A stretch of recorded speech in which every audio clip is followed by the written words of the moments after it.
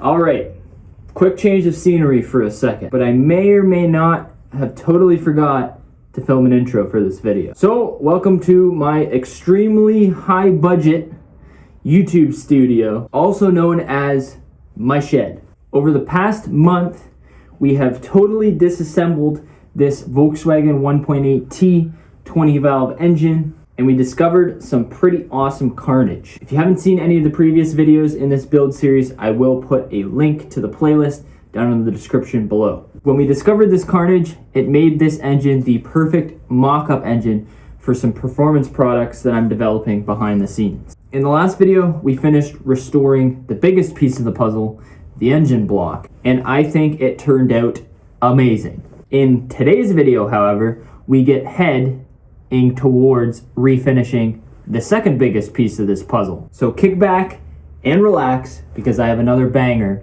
for y'all today.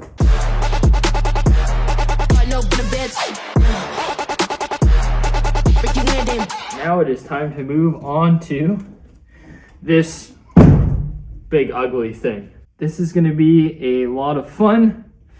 The transformation is going to be crazy. But before we can chuck this in the sandblaster, we need to tear this thing down to a bare head. So that means removing all these studs here, all the studs for the exhaust, and little bits and bobs like this engine hook here for picking the engine up. So I'm going to show you guys the best method to removing studs like this. I'm sure that many of you guys know this method and have used it in the past, but for those of you who don't, we're basically going to find, let's try and find two half decent nuts. I'm going to run on here pretty easily. So you're going to take two nuts, whatever size your stud is. And the first one's going to go on upside down, like so. We're going to put another one on right side up. And then we're going to take two 10-mil wrenches. And we're going to grab this bottom nut and this top nut, and we're going to tighten them into each other, like so. And then what that does is now we can take this bottom nut, and there you go, and back the stud out like that. And because we're going to be reusing these studs, and we want them to look nice, there's no damage that happens to the stud itself doing it this way, as opposed to using vice grips or something that's going to mar up that stud and make it look all effed up, you know?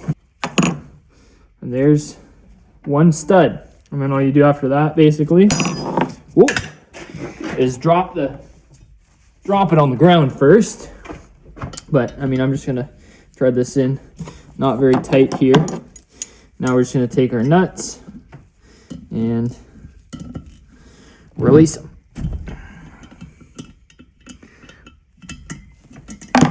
Like that. And there's your stud. The damage-free threads. So let's go ahead and do that with every single one of these studs, and then the exhaust studs as well. Those are going to be a little bit more of a pain in the butt.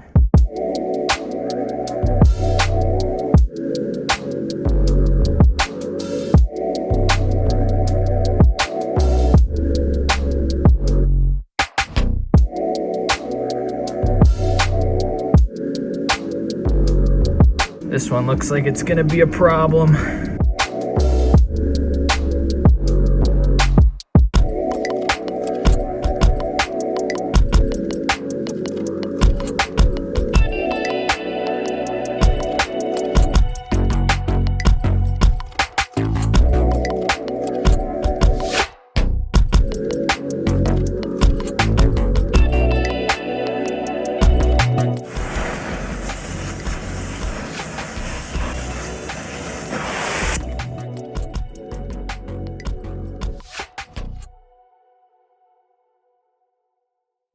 All right, now that this head is stripped, it's time to chuck this thing in the sandblaster and spend a ton of time getting it all cleaned up.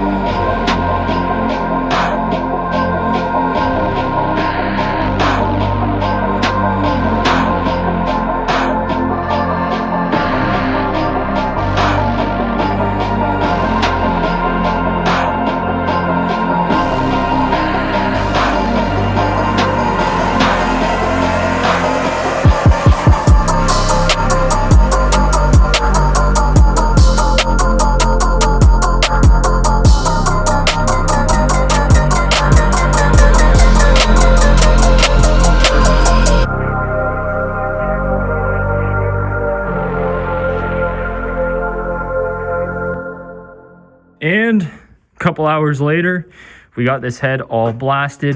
I originally wasn't going to go ahead and blast like the majority of the surfaces on this or the bottom side. I just went ahead and hit it all. It came off, like stuff like this comes off pretty quickly in that sandblaster, especially now that I can see what I'm doing. Now, before we go ahead and lay down our paint on this, there is one single item on this entire head that we're going to be painting over that is steel. And that's this guy right here. So this is the freeze plug for the head. And if we don't shoot that with some sort of primer, in this case, like I like to use, rust converter, that is going to flash rust in the next couple of hours. So let's go ahead and give that a wipe and hit it with some rust converter.